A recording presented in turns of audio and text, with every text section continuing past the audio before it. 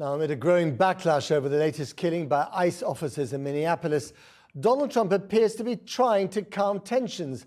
After nurse Alex Pretti was surrounded and shot dead on Saturday, the Trump administration described him as an armed domestic terrorist who'd been intending to massacre ICE officers. Video footage suggested that wasn't true, and tonight the White House refused to repeat the language.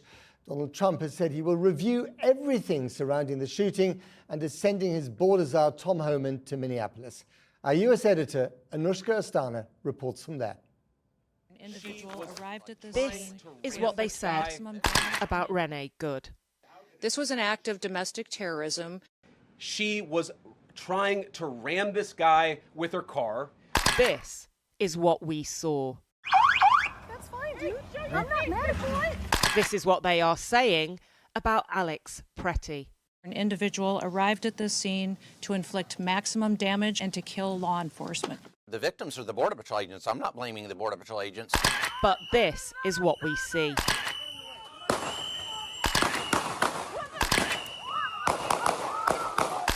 Pretti was gunned down by federal agents whose own lives did not appear to be threatened. Call 911.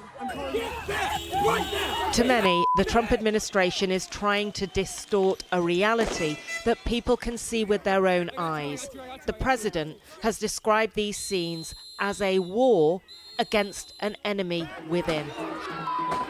An enemy that seems to include immigrants targeted in ICE raids, Democratic politicians now bringing out the state's National Guard to defend their streets. And even these protesters.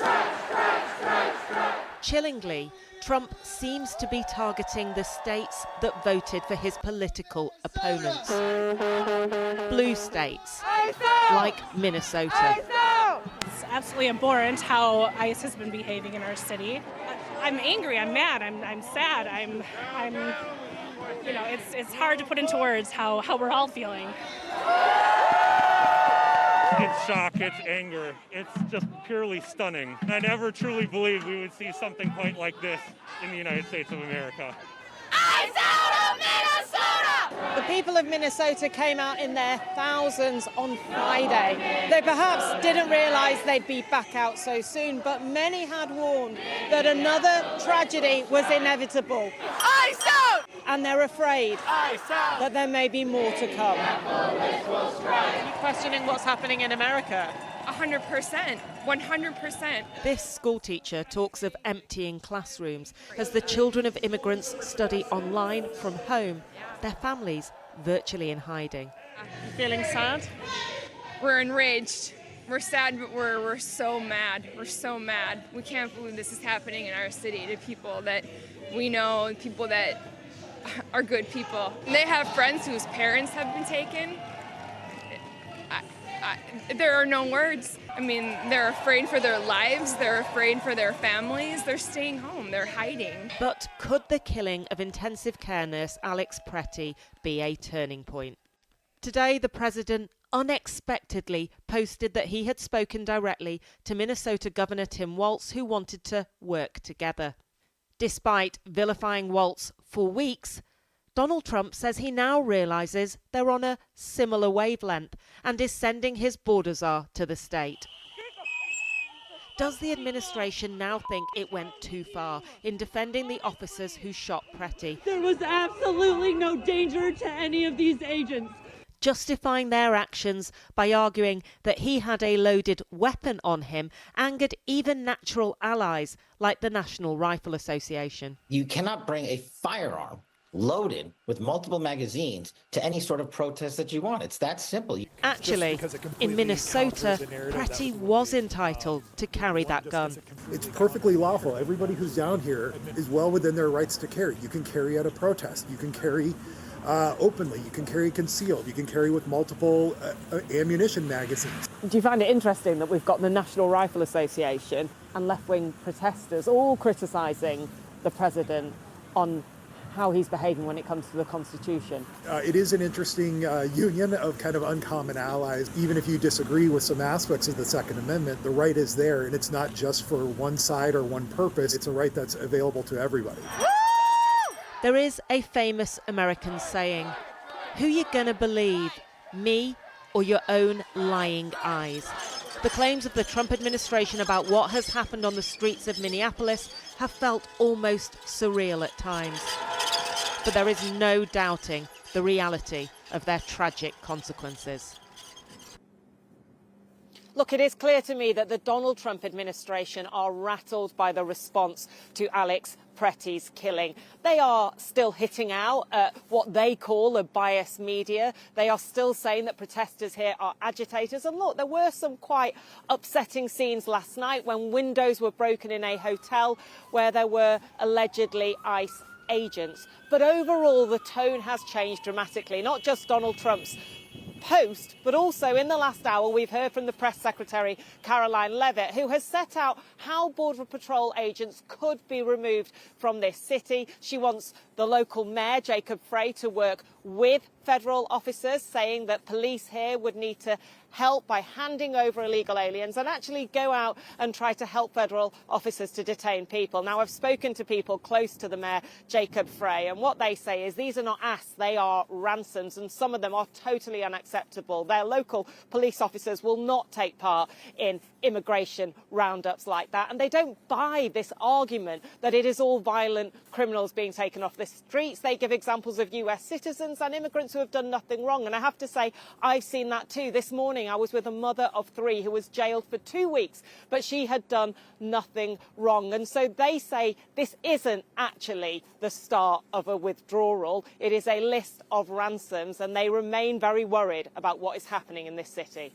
Anushka in Minneapolis, thanks very much indeed. It is, by the way, minus 14 degrees Celsius there. Now let's speak to Andrew McCabe, the former deputy director of the FBI, who was dismissed by Donald Trump after he'd also sacked the FBI director, James Comey. Thank you very much for coming on the program. You heard Anushka Astana's report there. I mean, there's sort of mixed messages coming out of the White House tonight. On one hand, Caroline Leavitt was ramping up the language against, Democrats and radical lefties and so on. On the other hand, there seems to be this path to de-escalation. What do you think is actually going on?